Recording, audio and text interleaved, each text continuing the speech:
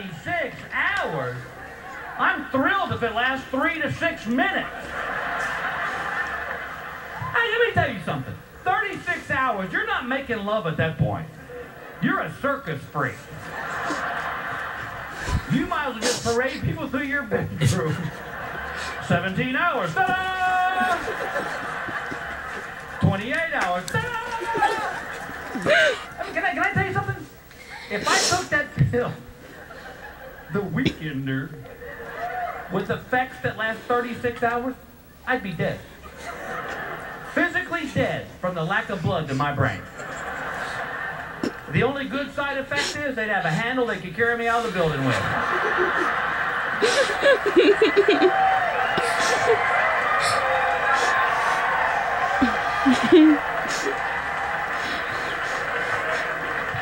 $36 and knowing my wife, at 35 hours and 59 minutes, she'd holler, "I'm almost there!" It's been 3 days! Could we focus?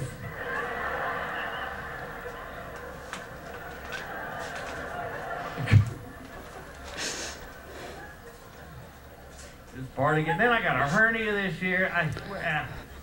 You know what? I talk a lot about my wife. I do love her to death, and one of the things that makes us work is that we're just so different. She loves to work out. She lives to work out, and she always wants me to go work out with her. It's like, I'm going to go on a 2-hour walk. You want to go? And I'm like, or I could watch Law and Order and have 2 beers.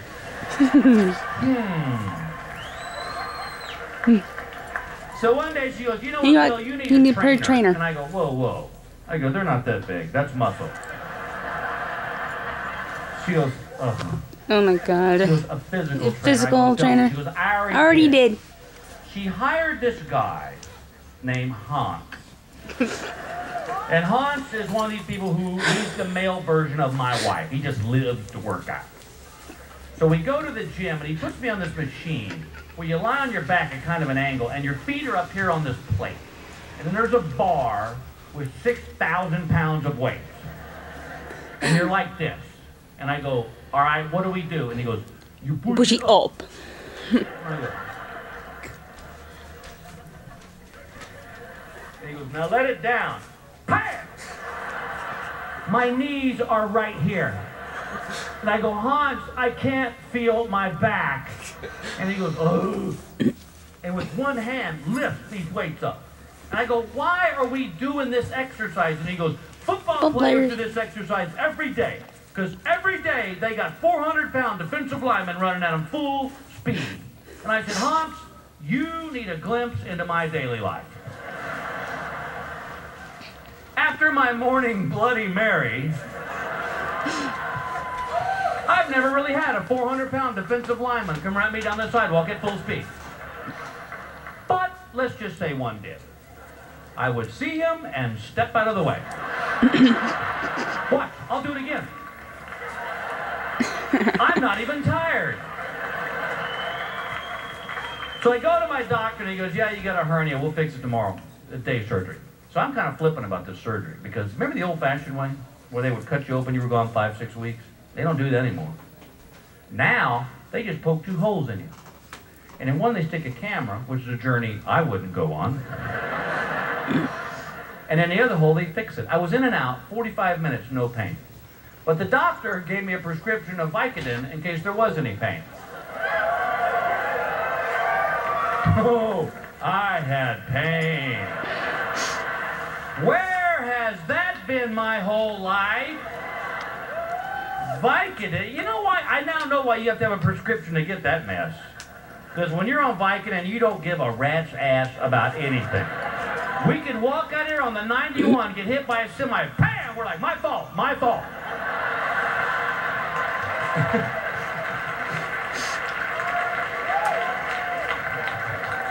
So 2 days after my surgery, we took the kids to the Bahamas on their spring break. And I discovered in the islands of the Bahamas that half a Vicodin and a Bahama mama makes for a bitchin' day.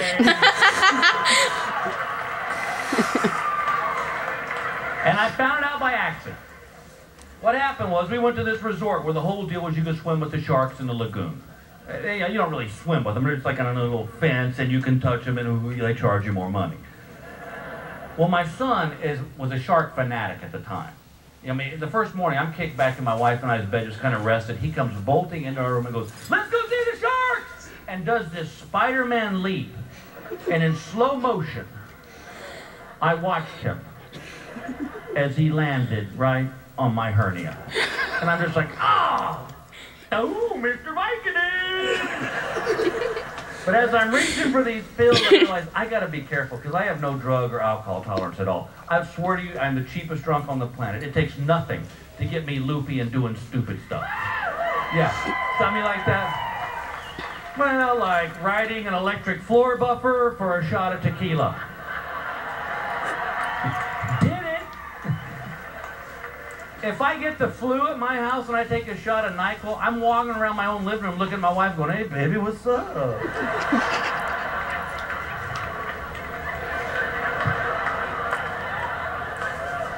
And she's like, Bill, go to bed. That's what I was thinking about. So I only ate half this Vicodin back at the resort because I knew we were going down to the beach. Well, it was about an hour before we got down to the beach, and I'd forgotten about it because that's how they work. They don't take away your pain. They just make you forget you ever had any.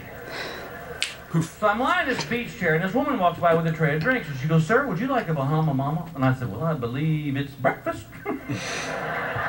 So I start swilling this rum drink. Well, the rum and the Vicodin converged in my system, and I was in that beach chair just going,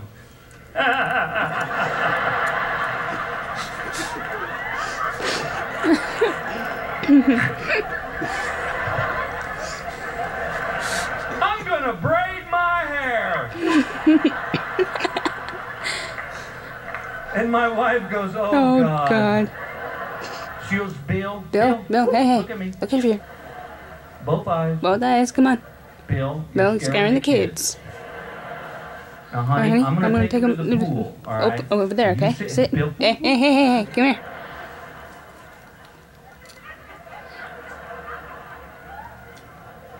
You sit here. Honey, don't talk to anybody. Don't look at anybody. You know You what? want, Just stare at the sand, okay? Can do.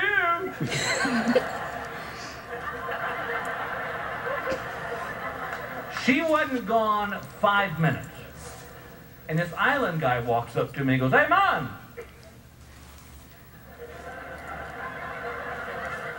"What you looking at?"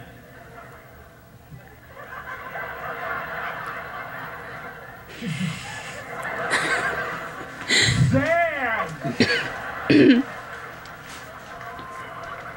It's everywhere!"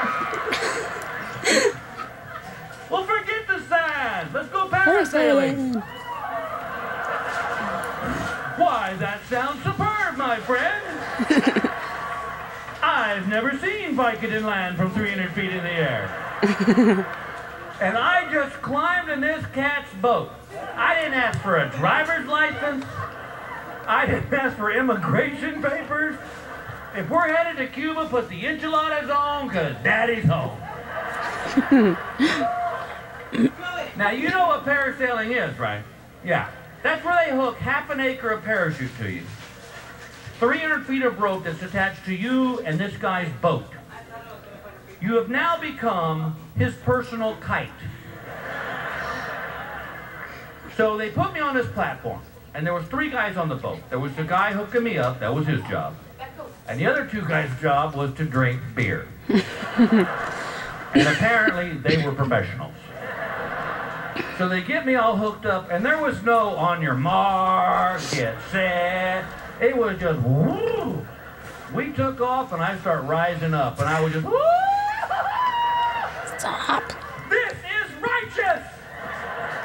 Look at Vicodin land. Oh, look at the little fish. Hello, fishes. At 300 feet, the rope jerked. Now, apparently, that was enough of a jerk to jerk me out of Vicodin land and into reality land.